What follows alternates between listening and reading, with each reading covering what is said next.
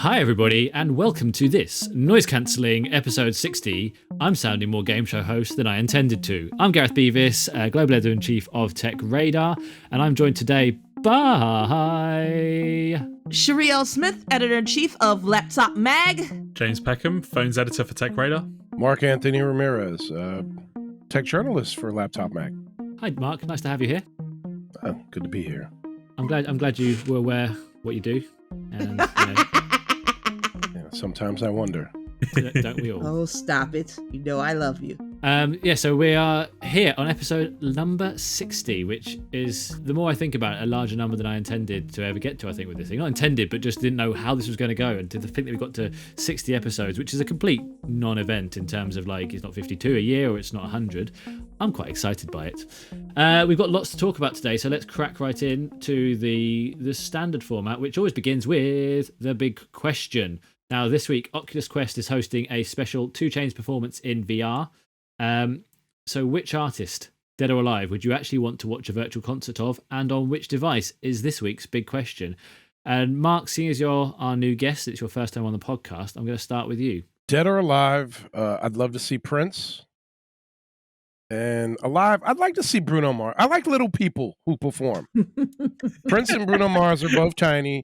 And then I could watch it on my iPhone. You know what I mean? Because they're little, they fit right in there. It's like magic. It's the work of wizards. So I like the fact you've got choice dead or alive to see Prince, and you're thinking I'd like to watch a dead Prince? Yeah, a dead Prince. Yes, absolutely. Yeah. I want him because I want to see where the hip industry, whatever, you know what I mean, the injury was, whatever. Oh yeah. What I'm just saying, if it's a dead artist, I bring him back to life, it would be Prince. Cool. Living artist, Bruno Mars. Separate question, who would win in a fight between Prince and Bruno Mars, given the stature is relatively similar? Oh my God. Prince. I felt Prince. that as well. Yeah. Prince was a baller. Yeah. Prince was a baller. Yeah. He'd be a seductive fighter. Yeah. Oh. I love it, and a fighter. That was one of his songs, wasn't it? Was it? Distract with his sexy. Yeah, that's my strategy for a lot of things. It doesn't work often. James R.W. Peckham. Hello. Probably not my act that I want to see most live, but when we're talking about virtual reality, I think that's a little bit different. So I'm going with Daft Punk. Especially after the last few weeks, I feel like having a robot headset on my head to see that as a virtual concert in something like Oculus Quest. Daft Punk makes sense there for me. And yeah, one of them's now dead according to that YouTube video from when they broke up, isn't it? And one of them blew up. So I think that counts as both alive and dead. I thought that was confusing. I thought, did that happen? Is that real? Yeah. Not really. No, it was in the fictional universe of Daft Punk, where Avril Lavigne is a clone, basically. Yeah, exactly. Same universe. Okay, cool. The multiverse theory of Avril Lavigne. Sherri L. Smith, what about you? I was going to go with Prince, but since Mark went there, I am going to go for Michael Jackson for my dead artist. And for the live artist in VR, I'm going to go for a twofer. I would love to see Sade and Anita Baker. Oh, I thought you said I need a baker. I was like, for what? Sorry, it took me a while there. Boo. Womp womp. Sorry, no, that was just true. Just me not listening while I was reading the question again. So which would you choose out of those three? No, like it'd be a double concert for the living one. Ooh, so like a pre-show, post-show. Which one would you go? Mix them together. Wait, who's the main event? Who's the main event in this triple bill, basically? Ooh. I think Sade would open. Anita Baker would be. Didn't be Anita. Didn't be Mike. Yeah. Okay. Mike. Yep. Is that? Yeah. I feel like. Yeah. I suppose that would up to the headline, but some people might have gone home by that point. Just traffic's bad. Even virtually, so they're just like, I'm just gonna. They're not just fans. Gonna pop off now. They're not fans then. Yeah. Nobody leaves. Nobody leaves for Anita Baker. People just sit through it. And then, you got Michael in the back. Michael's going to close out. Forget it. But nobody would ever leave if Michael Jackson was performing. They would be like, you know what? I'll pay the overtime for the babysitter. And in terms of the tech, Sherri, what would you go for? I would like to watch that on the Quest because, the Quest 2, just on the strength that it's going to be such a long concert that I want to be able to get up and go to the bathroom as needed. Okay. For some reason, I worried that people would be able to see you the other way around when you said that because you can move with the tech, but probably be all right. I mean, if it's not, it's it is what it is. It's a quadruple bill suddenly for the concert for everyone. Pexy, did you do a tech? I forgot to ask you that section. I went for the Quest as well. That's the most Daft Punk sort of feeling headset. Maybe a Vive as well, but I'm gonna go with the Quest 2 as well. So I've got two elements to my answer here. My first thought was nothing, never, don't care in VR because, right, I'm a big champion of VR. Love it for gaming, for that kind of immersive nature. It's cool, but for a live event, you need so many senses working to make it cool. I'm sure we're all tech journalists. We've all probably tried going to an event in virtual reality. It is shit because you're just like, this is a heavy thing on my head. I'm like, I could just put it on a screen. I don't need to be in this kind of like, I'm in a pretend auditorium. That's not what I get from this. And adding that into like an actual concert situation where the buzz and the sort of the vibration and anything performance wise, you just need that extra bit. So until headsets get to that point where they can truly immerse you, where there's, smell and, there's just, it's so lightweight that it just transports you to a new world, Nobody wants smell. Yeah, that sounds like you want smell at a concert? No. My mum, when I went to see Jurassic Park when I was 9 years old, my mum was like, this would be great if you could smell as well. I was like, it really would. Smell? You want to smell that mountain of crap? It's exactly the bit. That's exactly it. Like, how immersive would that be if you could smell Triceratops poo? No. Once you've been a parent, once you've changed diapers, you'll lose that. You'll just be like, no, the hell with that. This is awful. I've read the books. It's sweet smelling. It's fine. But in terms of if I did have to do it though, I tell you what, and this is absolutely being prefaced by my terrible, accidental "I need a baker" joke. Is my granddad, who passed away when I was quite young, was really, he was just like, he took dad jokes to granddad jokes. He was brilliant. He was just constantly cracking like stupid puns, but he wasn't necessarily a very jovial man. Like it was like just out of the nowhere he would just throw these in, and I loved him to pieces. He was brilliant. I'd love to watch him in stand up, just like on a virtual event, just to be like, right, what's your true comedic style here, Grandad? Because I want to find out, what can you do with the full power on? So I'd love to see that in terms of a dead or not alive, that's but nice. a dead I like that. one. So That'd be awesome. Yeah, I'd like that. I'd watch a Granddad too. Yeah, cool. Yeah, exactly. He's from Birmingham. He had a great accent as well. So if you can do music too, that'd be great. I don't care about that. I don't want to see him on the ukulele or something. So he'll be a comedy music act. Well, look at, we got him working. I can't. I'm just, you don't know him obviously because that would be strange if you did. But the thought of him doing music is no. He was very much a kind of, straight up and down chap and a wonderful man. But I can't ever imagine him just doing a song. Maybe when they sort of close out with like a really traditional song, like an Irish ballad or something, like that could happen. Who knows? But yeah. Cool. And tech wise, I don't know what you watched it on. To be honest, I'd watch that on anything if I had the chance to do that. So yeah, my phone just like pushed in front of my eyes, even without a headset on. I'd do that.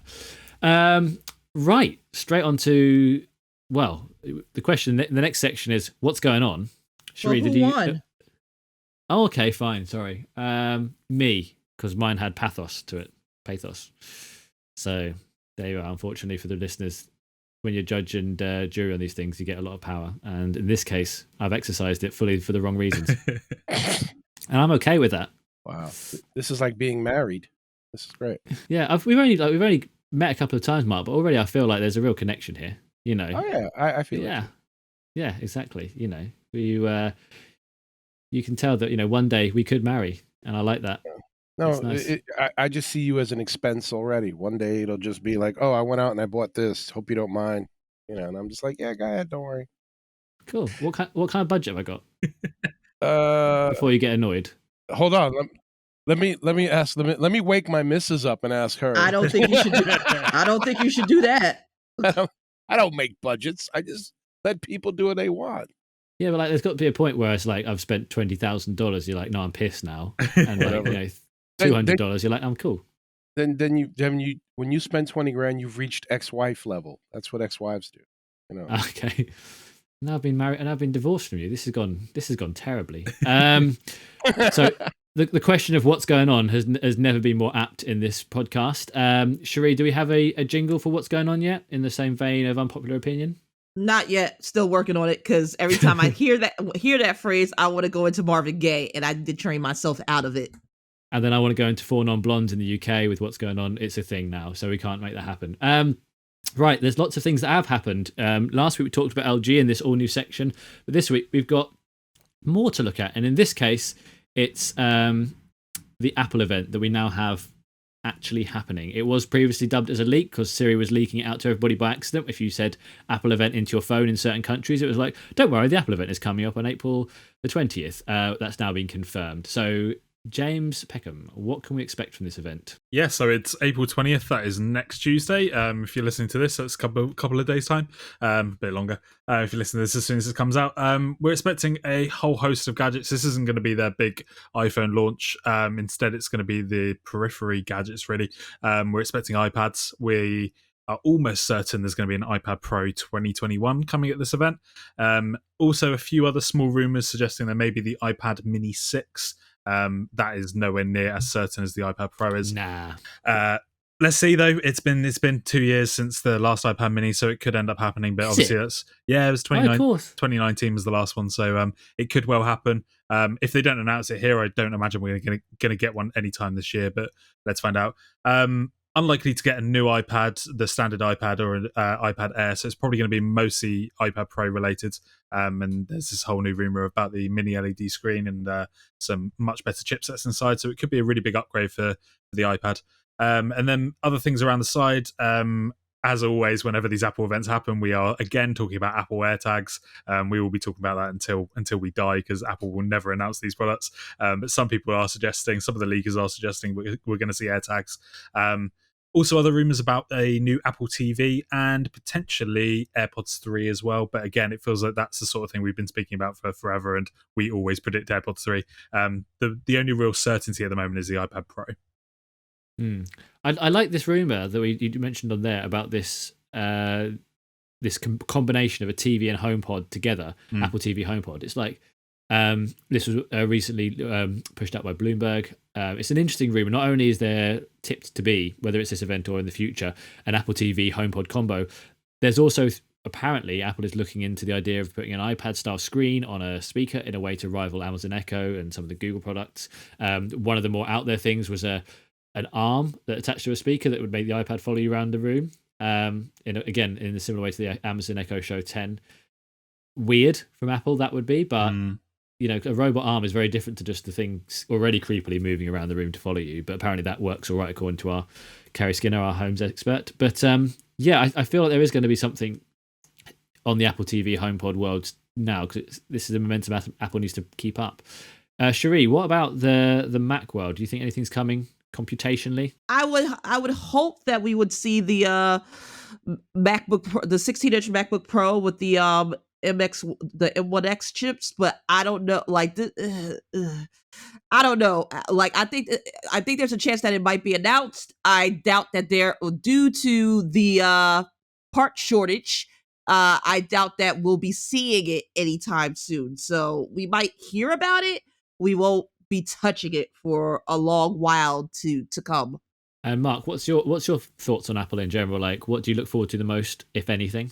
Honestly, I want to see what the mini LED screens look like. I want to see how these displays work.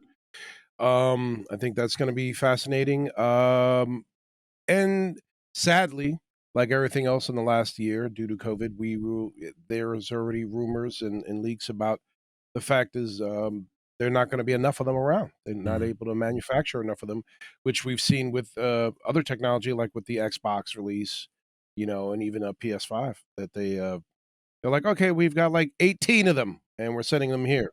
So I just think with the thing is with Apple, since everything for them is proprietary, and they have their own stores, the limited amounts that are going out, you'll have a better way of tracking them. And I think that'll be helpful. But I think the mini LED screens is something I'm looking forward to seeing more than anything. I want to see how they change that technology. And so for people that aren't aware, mini LED is basically, if you're familiar at all with display tech, you've got LCD, which is just the pixels then lit from something behind. That's how the iPads currently function. You've got OLED, which is what's used in the iPhones, which each pixel itself is emissive, so that each pixel is basically a dot of light. And then somewhere in between the two of those is mini LED, where the diodes themselves light up and they're less than 0.2 millimeters thick, meaning you get kind of that rich contrast, deep contrast display like an OLED, but not with the same level of technical difficulty. Can look a bit different and high quality as well. So yeah, I think that's going to be, not going down the OLED route for a panel is interesting from Apple, because that's something that Samsung's been doing, as we know, for its Galaxy tablets for a while. It looks great. It's a great tech. So trying something different is pretty cool. I mean, Pexy, what do you think? Is this something people are really going to notice, the difference between the tech, or is it going to be a key selling point? I think it's something they make a big deal out of during the actual launch itself. Whether people will notice it when they're actually using the devices, we're going to have to wait and find out. Really, I don't imagine that Apple's marketing. They're not going to be making that the big statement whenever you see an advert for iPad Pro on TV. Instead, they'll be focusing on if it does actually have any benefits to the user in that way, I'm sure. But I don't think the average person's really going to properly realize that. If you're a tech fan, you're going to be excited about it, but I'm not certain it's going to be their like game changing element that they're going to push this on, if you see what I mean. Well, we'll find out next week. As you mentioned, it could be, depending on when you listen to this, it could be yesterday, could be a couple of days from now. Just choose your flavor. But what we do know is that Apple events, they used to be many years ago the most secretive things in the world. Leaks are now aplenty out there. And Sherri, you've been following the tech industry for a good long while. You're quite the expert. What do you think why do you think that it's sort of expanded in terms of leaking from Apple and, more things coming out all the time?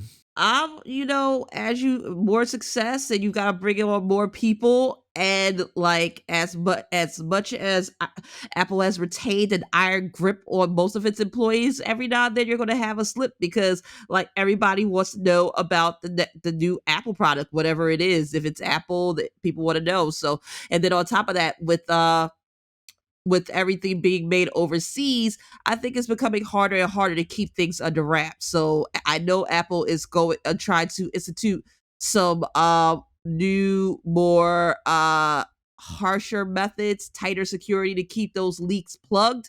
I don't know how successful they're going to be, but we'll see. It was interesting with this Apple event because, it was supposed to happen in March. And then just towards the end of March, it became the new rumor, the leak about the leaks, very meta, came out that that leak was pushed out to try and spot who was leaking the leaks in the first leak. What did you think about that, Mark? Do you think Apple's now just on the hunt, or is it secretly part of a big dastardly plan to just get more column inches? I think I counted 9 leaks right there. You just gave them all away. Here's the thing. I think shit, it's me. I think the other thing is what you got to look at as far as like Apple goes. And even Intel, now they have what's the name of that company? The Taiwanese manufacturer of chips. It's TSMC. They're all building. They're all having their chips built in this one location. TMSC. So I think, I think you're going to see more leaks than less leaks, because you have all these people building in the same place, sharing information. You might go to the bathroom and I'll be like, "Oh, hey Gareth, how are you?" You standing. What are you guys working on? Oh, we're working on this. Nothing special. You just share information, have a coffee, and just keep it moving. It's going to be really hard. I think the other thing is, I think that makers know that leaks actually help build excitement. Well, yes, exactly. And I just think, and I really think, like with this whole Siri thing, I totally think they planted that. They, and it's cute. It's clever, it's cute, and I think you may see more purposeful leaks just for that. It's just good PR, and they have us little people with our little fat angry fingers waiting to type about it, so it's kind of like it all works out. It's a benefit for everybody. Yeah, but then you're absolutely right. And I've spoken to people high up in companies who talk about like this. When they'll say off the record, like, no, this was a leak on purpose. This was by us, and like, no, this one wasn't us at all. But there was equally, I can't remember, was maybe the iPhone 7 possibly, where accidentally the Apple Twitter pushed it out just before it came on stage. That wasn't on purpose. We know that front. There was somebody who was in trouble for that, and that's not really a leak. That's just more of a slip. But it was only 10 minutes early, but I really remember that happening. Of like, yeah, we us spotting a tweet 10 minutes early, sort of thing. That was mind blowing. In that, I was trying to live blog that at the same time and like listen to what was on stage, and you're like, "Look, put this tweet in." I'm like, "Can't! I'm melting already. The Wi-Fi's already patchy as it stands." So, and I think it's really entertaining to like follow certain leakers and certain people online, because it just really adds to the. I just think it makes users feel like they're in a spy movie, or it's a soap opera. Yeah, it's like a soap opera, and people get really caught Mhm. into it. They follow like Love to Dream on Twitter or whatever, or John Prosser, and you're just kind of like waiting, and you just you have them tagged in a thing, and or in your feedly, and it pops up, and you get excited like a kid, and you're like, oh my god, there's a new cartoon coming on this day. And I just think it gives you that kind of excitement if you're a tech person, and I think we need that in the industry. We got, it's an industry with a little, with a splash of entertainment that gets people excited.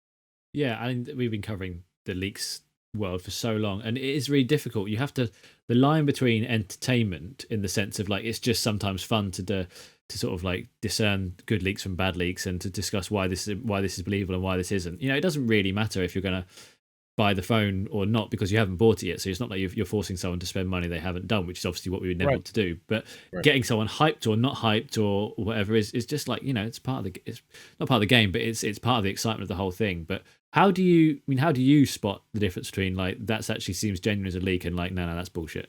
Oh, Did you ask Sherri, because she's got the best nose for it? I think it takes context. Like I've worked in the industry for years now, and there's just like it for me. It's like looking at patents and trying to like, okay, does that make sense? Does this it's an art at this point, because at this like now Apple is just expanding into so many things. Like who knew that we would be getting an Apple car someday down the road, or that Apple actually would make something like the pencil, or like be getting into AR and VR. So it's like, and then there's the Apple vaporware that we keep talking about, because I do think the AirTags are going to turn out to be vaporware, but I mean, until proven, they exist until they do not. I mean, if Apple sort of showed off but didn't launch the AirTags, but showed off a slide that by accident had them sitting on the AirPower charging mat and then just didn't say anything about it, it would be the biggest like in-joke Easter egg for tech journalists only that ever existed. What about the biggest leak that's maybe not Apple, although, for me the biggest leak is still the iPhone 4, but what was the biggest leak for you, Pexy, in your time that you've ever seen? Oh, I didn't see that coming. But possibly like a good leak. Possibly that iPhone 7, the one that we were talking about. That obviously that's just coming to my mind immediately because of that. Yeah, we've seen some major smartphones just completely leak, and it's now becoming more regular that we see. Like the Google Pixel 4, for example, we saw everything about that, literally every single element of that phone before it came out, and it was essentially a boring event because of it. When I first started doing this job as well, which is 7 or 8 years ago now, it was much. Is it? Well, when I became a tech journalist, but yeah. It was much more. You learnt one or two things about a phone. Now we've pretty much got the entire picture of these sort of devices before they come out. Yeah, we've not really ever seen that properly from Apple, apart from what you were just talking about with the iPhone 4 and that huge leak beforehand. But yeah, it's now more regular that like even talking yesterday, we're going to talk later about the Sony phones. But like every single spec of that phone leaked the day before it was announced. It's such a hard thing for manufacturers to get on top of now. It's more regular than not. Let's just go straight into Sony. I feel like, and it's an interesting one about this because I think, for Sherri and Mark, Sony phones are still, what? Is that right? Are you still nonplussed about them both? I mean, they don't come to America anymore. There used to be a time where we would get the Xperia phones and it would be a big deal, but now it's just like, oh, all right, I guess I'm not going to. These are coming to America. Oh, what? All right. I'm excited then. I didn't know that. Now Sherri's ears have pricked up. Why does Sony make a phone? They actually used to make really good phones. Like they made really good displays, and it was really about the camera. Like they had some of the best cameras in the game at the time. No. It's just that Come on. Sorry, I shouldn't cut you off with that. It was just I was so upset by Sony's cameras because they made the technically best cameras. They would win like the shootouts for the best technical capabilities. They just could not make them take a good photo for the people who didn't care. If you twisted like 13 settings, you could get some stunning footage. Then you had the iPhone. It was like I pressed a button, it took a really good photo that's not that far off, and that's where they fell. Sorry, Karen, I jumped in the way there, but it annoyed me and still annoys me. I see. Yeah. And they had their little funky design, but like they just couldn't. I think in America, what it was is they kept going with the wrong exclusivity partner. Like when everybody was going AT&T or Verizon, they were going Sprint or T-Mobile, and it was just like, no, Sony, no. So it's a similar situation here. So the Xperia III, the technical name is Sony Xperia 1 Mark III. That phone is coming to the US, but it is only coming in a sub-6 5G capacity. So that means you're restricted with carriers. Sherri's immediately shaking her head. Because there's no millimeter wave technology here, this was a major criticism of this Sony Xperia Mark II, and there's no change here on the Mark III, which is a problem for any phone manufacturer in the US if you're trying to release a phone in the US. But Sony does still have globally. We still see those huge spikes of interest when Sony does a new phone. It hasn't gone away, and in the UK they've still got a huge, waning, but still a big brand equity. Other parts of the world they're still big fans. I don't want to ask the question because it sounds boringly stereotypical, but is the 3 any chance of revival? We've seen LG disappear from the industry. Is this a chance for Sony to diverge from that path? No. No. I mean, what is it? It's an Android phone, right? Basically. Yeah. So, I mean, with LG obviously disappearing, you may get users that are interested now because now LG is no longer going to be a thing. So nobody wants to buy an old LG phone unless it's one of those people that likes to collect things. And it's like, I'll hold on to this. And in 50 years, it may have retail value, resale value. But as far as like Sony re-entering the market in a huge way, they would have to do something unprecedented, I think, with the camera, which, I mean, they are known for their cameras. So it could be that, or with the screen, they would have to do something different. But, with phones, it's hard. It's kind of like hoping Intel will make a chip that surprises us,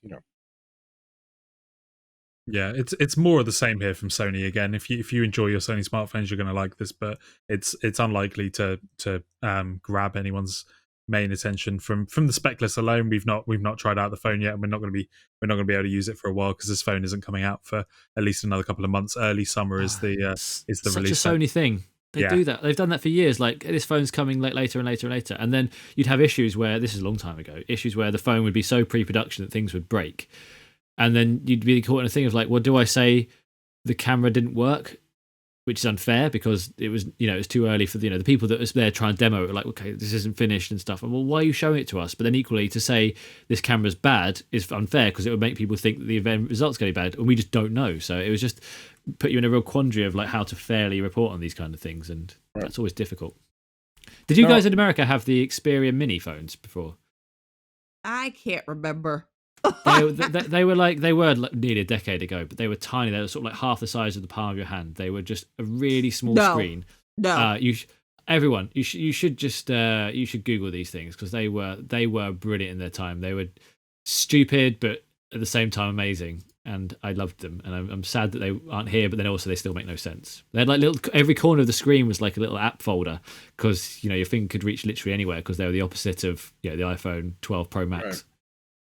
That's interesting. But that sounds like an interesting thing. But that sounds like the type of a device that like a jogger would love. Something that they could still have a phone on them and it just fits anywhere. You know what I mean? In your underpants, it genuinely would have been fine. Listen, if you're flirting, I don't want to. It's too early for me. I need more coffee. Well, you've already divorced me, so ultimately I'm past this whole thing. Well, you looked for it. You kind of were digging a little too hard. That's what happens. I got to be a man. I got to keep it moving. I've put some pictures to show you both the Xperia Mini. Have a look and see your reactions. I think I've seen that before. I think I do remember that. This was early in my career. There was a time when I used to see how larger phone I could fit in my mouth, and this was right on the edge. These are Ericsson phones. Oh, Sony Ericsson back in the day. Oh, yeah. yeah. Just the no. So, Yeah, this is very much not an audio feature of people just looking at things on Google Images. So I feel like we should move on with this. But fingers crossed for Sony, because I feel like the same way we were sad to see LG, the same way I still want HTC to come back. This is very much because I think that the real high for me tech-wise was when the smartphone world was Android versus Apple in a really chaotic, Wild Westy way, where now everything's a bit more settled. I miss those days of like Sony, HTC, LG. I kind of think who else would be coming around at that point, just And making phones that things fit happen. in your mouth. I mean, yeah. The Nokia 8210 would fit perfectly in your mouth, and if someone rang me while I was holding it in my mouth, would make my whole head buzz and like eyes just like vibrate. It was amazing, but very unsanitary. We should revisit this with 2021 phones where you're getting like 6.9-inch phones. You know, we could find one of those phones that are like meant for senior citizens that are just like little foldy phones, and just Yeah. stick one in your mouth and just keep calling you. Yeah, that's basically what happened before. So this is going down a path that is I feel like we're gonna need HR soon, but it's okay. yeah. Hey, I'm okay with it, so there's no problem here. But equally, I think there's more medical issues right now, But then again, we've got lots of sanitary equipment around these days, so who's got a problem? I've got wipes within arm's reach at any given point in my life, so all good. Right, time for you, Mark, to step up once again. It's the Gadget Hall of Fame. Oh God. The Gadget Hall of Fame, where we take a new guest or a guest we haven't had for a while. Either way, Mark is new to this parish and we're very glad to have him. And they have to bring in a gadget that they think should be in the hallowed Hall of Fame, or whether it should go in the bin or the garbage dispenser, with Matt Swider's TechRadar headphones. So, Mark, what are you bringing in and why should it go in the Hall of Fame? Oh my God. You know what? And I mentioned it to my the other day to a friend. The Commodore 64. Ah, yeah. The Commodore 64 was the greatest thing in the world. I knew people that committed crimes with these things. I mean, the Commodore. Whoa! How? Because remember, like it was tapes. Basically, no. Well, you had the tape drive originally. Then they had a 3.5 floppy thing. And by the way, the floppy drive for this thing was like 1.5 feet long, like 9 inches thick. It was huge. So I just, people started getting on the internet with them when the internet first started coming out. Yeah. And they had dial up and you could buy a modem for it. It was just so goofy. But I mean, it was the greatest. Like, you learned how to program in BASIC. I knew a guy who programmed his thing to emulate like receipts from companies. It was like this whole crazy thing. Yeah. I knew some crazy people, and kids from the ghetto who get their hands on technology are very clever, and especially if they're really smart. But there's just like all kinds of stuff like that you could do with the Commodore 64. Although I wasn't that deep into the programming part. My favorite part was I had a tape drive, like a cassette tape drive, and I'd have to wait an hour to upload my Bruce Lee game. It was crazy, wasn't it? You had to just put it in, and then it spooled for ages before you could play. So it was very much a kind of a long game of wanting to play on your Commodore, and then changing games. No, changing games was a no. And but the thing is, it was the place where I first started learning how to type and learning some code, and I just think it definitely belongs in the Hall of Fame. Did you have the model that was the keyboard and Commodore 64 together? Yeah, it was just one whole. It was one device. It was just the keyboard. And the CPU was in there, and I don't believe they had a GPU. It was just, it's just this thing, but it was great, and it connected to your television, and I think it was great. My dad made sure I had one, and he worked I don't know how many hours of overtime, and the worst part was I was getting it for Christmas, and he acted like, what, we can't afford that this year, so you're probably just gonna get like top parent move. Love it. Yeah, just underwear and hope. Like, all right, thanks a lot. I'm still slightly confused by the we had a Nintendo 64 when I was younger. It was like I was getting a bit older, but it was the console I really wanted, and my friends were all definitely getting one, and I wasn't, getting one. Basically, that was the thing. Like, not happening. We can't afford it. Blah blah blah. Whatever the reason was. And they all bought magazines. And I bought the magazine as well for the games because I just wanted to keep up with my friends. And I got in trouble for buying the magazine. It's like, you'll think you'll make your sister think you're getting one. It's not okay. Then I got one. I was like, that was a good bait and switch. That was very that was clever. excellent. I thought, okay, I've gone too far now. I'm definitely not getting one. They played that well. I was like, whoa, because they went for it. Here's the thing. That's the whole role of. That's like the best part of being a parent is torturing your kids. People think it's like, oh, it's sweet. No, it's just we get a kick out of torturing you. It just really is. I still torture my kids as much as I can. All right. Are we talking more about just telling them when they're young that the word for apple is actually the French word for police station or something? So like that. It's just goofy stuff like that.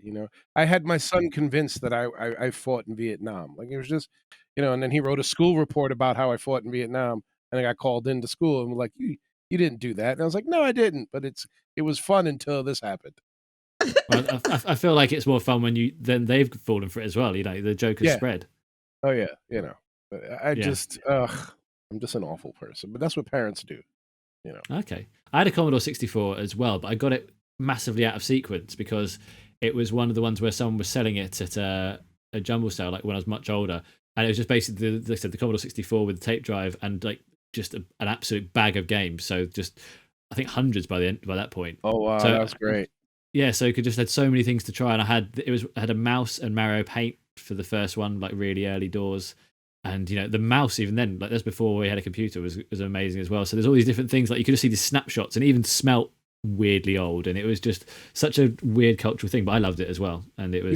You have a real visceral thing with smells, don't you? I don't.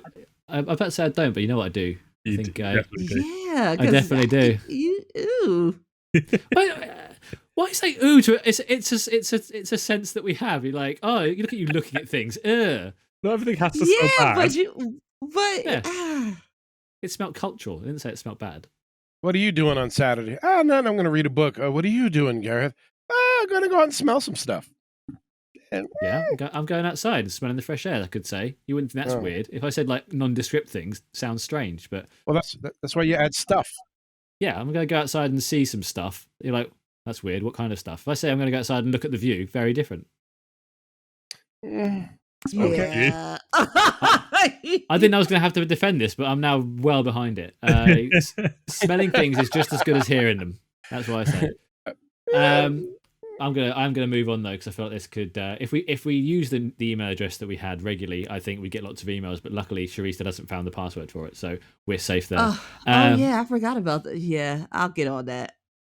Yeah, it's going to be bursting to full. Like people trying to work out how to do noise cancelling with 1 or 2 L's. Futurenet.com. Loads of that. We can reboot it. Yeah, I think we need to. It doesn't matter. Literally haven't looked in it yet, so that's good. Let's go on to the news blast before things get too bad. Mark, it's you again. Now, tell the listeners what you said in the pre-production meeting. I already figured out I'm going to fail this. So you're the champ. That's not what you said. That's not what I said, because I immediately thought this is what I said. They said, "Oh, Gareth has done 14 in 60 seconds." And I'm like, yep. I'm a fast talking New Yorker. I could do 15 in 60 seconds, which is what I said. And then last night I started looking it over, and I believe Matthew slipped in there. It's like, it's not just the headline, you got to give a blurb. And I was like, oh. So the rules are that you can't read out from a script, so you can't just read out the headlines. You have to tell us the story in as quickly as you can while giving the gist without reading from a script. It's quite simple in its premise, but the thing that trips people up, and I'll be honest, Sherri's brilliant at doing this her own way, which is, I'm not going to do lots. I'm just going to give you a really nice story about each one and get quite a few in, 6 or 7 in, but you get a real good sense of it. So there's different ways of doing it. I also hold the record for 1. So either way, you can play this how you want to. But you have 60 seconds. Are you ready for it? Yeah, let's do it. Let's have fun. Yeah. Right. 3, 2, 1. Let's go. There's a new blue Nintendo Switch Lite coming very soon. Nintendo revealed that there's a new Nintendo Switch Lite model. I don't even know why we need that, but it should be released sometime in May. Bridgerton season 2. Why the heck is this tech news? I don't know. I don't care. But it's the smash hit drama that's on Netflix, and they've been renewed for a second season. Nobody cares. DJI could be bringing a new drone tech to self-driving cars. That'll be fantastic. It was reported by Drone DJ, potentially leaked promotional materials. Tech, they have the sensors, it'll work. Dune, the Dune co-writer says the HBO Max movie will set up a sequel. Who cares? Those books came out 40-something years ago. You kids don't care. We want to know about Apple stuff. Microsoft Duo 2 could, more drop-proof with new hinge design. I don't even know why this is a thing. Microsoft and this hinge, this has been an issue from day one. It should have been impact resistant from day 2. All right, Bloodborne rumored to hit PS5, PC this year. This thing has been longer rumored than my ex-wife giving me money back. Let me tell you something. It's not going to happen, and people need to stop fantasizing. Samsung Galaxy Z Fold 3. Time. Oh, okay. I mean, time went past about 10 seconds ago, but I realized that from the beginning where you're like, I'm going to try and do this, and then you just descended beautifully into just more of a stand-up set. Yeah, and I was like, I'm starting to enjoy this now. We're starting to get like side jokes in this. But you know what the thing is? I really would. You're a genius. I'm giving you that. That's brilliant that you could get 14 out. I think if I really... It's also my game, so the judging of it was very liberal. Oh, wait a minute. See, nobody said this. So did you get an actual 14 out? Or was it just I got actual 14, but there was no one interrogating some of them, so, So, right. So it was because like Samsung Galaxy Z Fold 3 could get a smaller screen and battery. We'll find out in a few months. And then you just kept moving? First of all, it would have been faster than that, and secondly, I would have given a tiny bit more info. But no, basically, yeah. Oh, okay, that's very interesting. But I did enjoy when you did the DJI section. You augmented that with some sounds, and I enjoyed that greatly. Sound effects sell everything. Yeah, true. If I would have added a smell, I would have had your heart. No, you would. Yeah. What do they all smell like? Separate question. The smell blast. Yeah. Coffee breath and hope.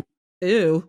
In my very first job as a journalist, a lot of it was phone based. I had a phone that did really smell strange. Like it was like had a real like someone else had breathed into this phone for many years, and like it really coloured the first 2 or 3 interviews I did because it's sort of like they felt like ethereally lost in like a village hall somewhere.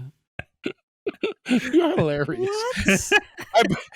I had a phone like that at a job. I did telemarketing once, and I had the second shift, and I would come in and immediately Lysol that phone. So I made the mistake of one time getting on that phone without Lysol and wiping it down, and it smelled like hatred. It was just awful. Oh. I think that was the problem. I think it was the cleaning product combined with years of spittle that made it so, like I said, it's just so visceral as a smell.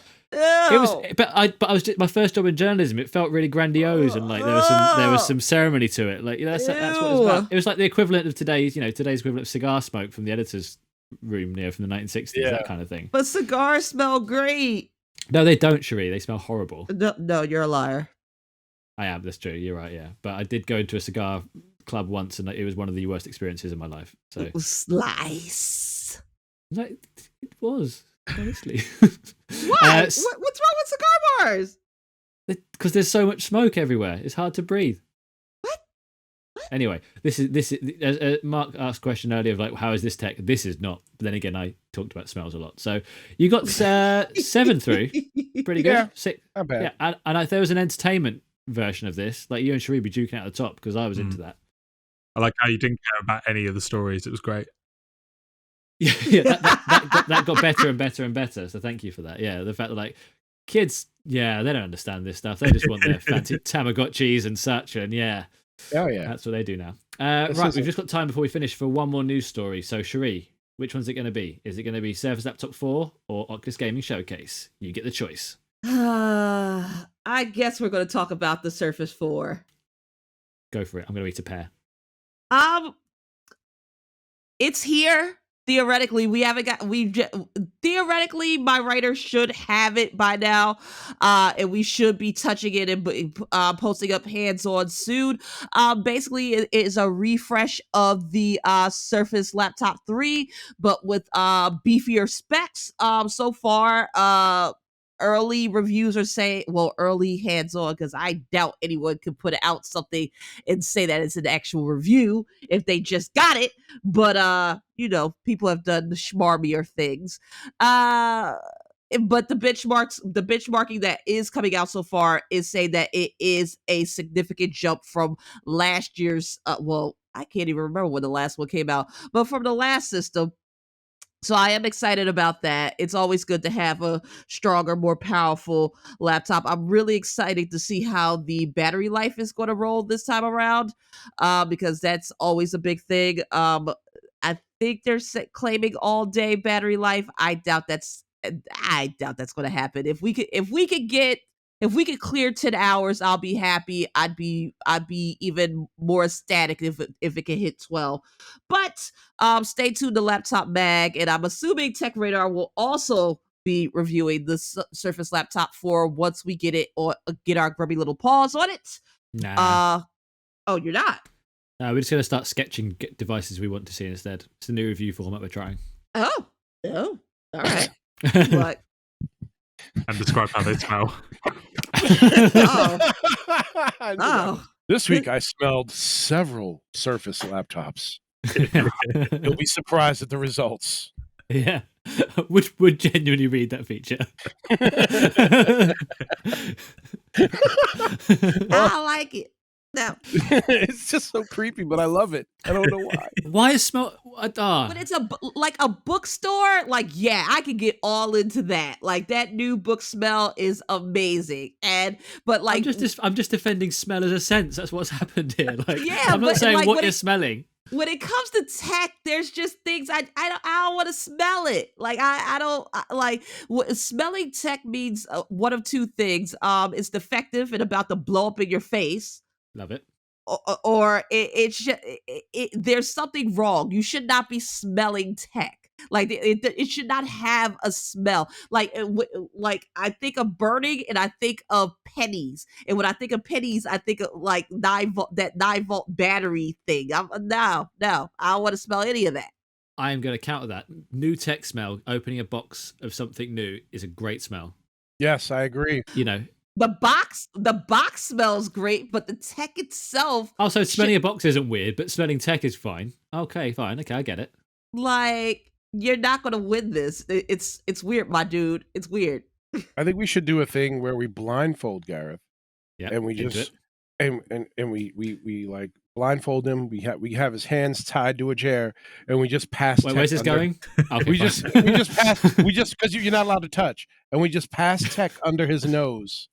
And we're like, smell this, and he smells it, and he has to guess what it is. Yeah, you know what I mean. It would just be hilarious. Yeah, these headphones decipher. Yeah, lots of things aren't smelling. Yeah, I've just been. We'll figure it out. We'll make it work. I feel like it'd just be like, have you done it? Have you done it? Have you done it over and over again? So yeah, no, because it didn't have a smell. Yeah, it doesn't. But okay, fine, whatever. I don't know why I'm defending something I don't care about. Doesn't an iPhone smell different than a Samsung Galaxy? No, it doesn't. It genuinely doesn't. Yeah, phones all smell the same. That's just a fact. they smell of nothing. They just smell of nothing. Taste wise, that's a whole different thing. But no one's talking about that, so that's fine. What? Oh my God. Help, Jesus, help. Or whatever deity you pray to, even if it's the nothingless void. I don't. We've got to leave, so I don't want to get into the whole idea of things. But different materials taste of different stuff, so different phones would taste differently. That's the end of it. Right, we've got no more time anymore. What a shame. Sherri, I think I ask you this every week, Sherri. Have you had a good time? I think for the first time you're going to say something different. I'm a little squicked out. It was an interesting ride though. Like I still had a good time. I think. Yeah, sure. I had a good time. I really wish that the listeners could see the background that you have for your in your study, because it's just the things behind you are amazing. What's the number one thing that you would point to out of all that stuff, so people can get a flavor of what's there? Well, because I've never gotten to enter something into the Hall of Fame. I have a Zune HD on the stand. I have a bunch Where's of that? Matter of fact, it's, you know what? You can't see it. It's behind my neon Evangelion statuette. I would. You know what? I would point to Tigra, my Yeah. Tigra figurine. I also have a Ryu figurine up there. I have Cap looking all majestic, and like it like several print copies of Laptop Mag from when we were a actual print magazine, and a couple of awards from CES and other things I've earned throughout the years. It's like a monument to my geeky loves. And Furbys. And Furbies, there's a wall of like Furbies. Nothing creepy about that. No, that's fine. You should have Gareth come over to smell them. It'll be great. Magic. Oh. I don't want to do that.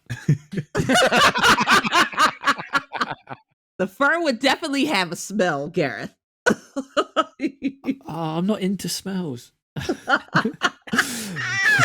I just think it's a valid sense. That's all. Anyway, Pexy, have you had a good time? Yeah, this I has don't been know. fun. Since I've known you, you've always been into smelling things. So I'm glad. Wow. I'm glad that you've. I'm glad that you've died on this hill essentially. Yeah, I've had a great time. Thanks. Yeah. So 1 sec, Sherri, how can people get hold of you? We forgot that part in the whole chat about the things behind you. People can get in contact with me on Twitter or Instagram at Miss Smith 11. That is MISS Smith 11.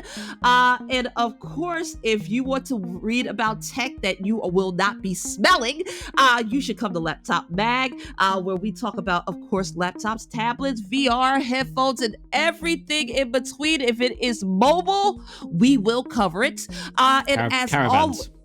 Say again? Caravans. There was a time when we were doing car tech, and it was a glorious time. I got Bentley to give us a Continental GT for review. It was amazing. We need to do that again. We do need to do that again. But as always, laptop then, laptop now, laptop forever! Pexy, how can people get in contact with you? I'm at James RWP on Twitter, and come read about phones on TechRadar, please. I've Mark activated Anthony one of Ramirez. the Furbys What? with my voice. It has. It's never gone off before. It's amazing. The Furby just came to life. It was like, talking about me, are we? You can find me at Mark A. Ramirez on Twitter. If you just Google me, you'll find Mark. Just Google Mark Anthony Ramirez. I pop up. It's awful. You can find me definitely at laptopmag.com, where I'll be writing about whatever they tell me to write about. And like I said, Google me. I have a website, markanthonyramirez.com. But find me at Laptop. That's where I'm having my most fun. Good. And as I've mentioned already, I am Gareth Beavis. You can find me fairly irregularly tweeting on SuperBeav. But the main place to go and get your social media tech nonsense is TechRadar. Just TechRadar. At TechRadar, you'll find it. I'm still really confused by the Furby situation. We've been doing this podcast a while. It's never activated, and it's just lit up for the first time. Is it even plugged in or battery? That's it's battery operated, and I thought the batteries were dead. So of course, because you haven't touched it for years, surely. It was in a box. For it to react to my voice, I'm a little creeped out, and I genuinely am. It's gonna be a furry hand. If I don't. If I don't make it out of here, tell my mama I love her. And I'll tell her that you were killed by a Furby. That's the first thing I would tell her. And wish my dad happy birthday, because today is his birthday. Happy 61. Happy birthday. Happy birthday, Mr. Smith. Yes. Happy birthday, Mr. Smith. Happy birthday, sir. Right, well, that's everything for this week's episode 60 of the Noise Cancelling Podcast. Thank you for listening. Please, if you're listening on Apple Podcasts, Google Podcasts, Spotify, where you can, give us a review and rate us 5 stars. That helps people find out about this lovely tech podcast. I'm really enjoying the new format we're working on here. So if you did enjoy it as well, please tell your friends that, under new management, even though it's the same but with a different format, let everyone know. Thanks for listening, and we'll speak to you next week. Bye. Bye. Bye. Bye. Yeah, no, I'm gonna go check that Furby out right now, because that shit freaked me the fuck out. That was weird. Like, that was really weird. I'm like, oh shit, I'm gonna die.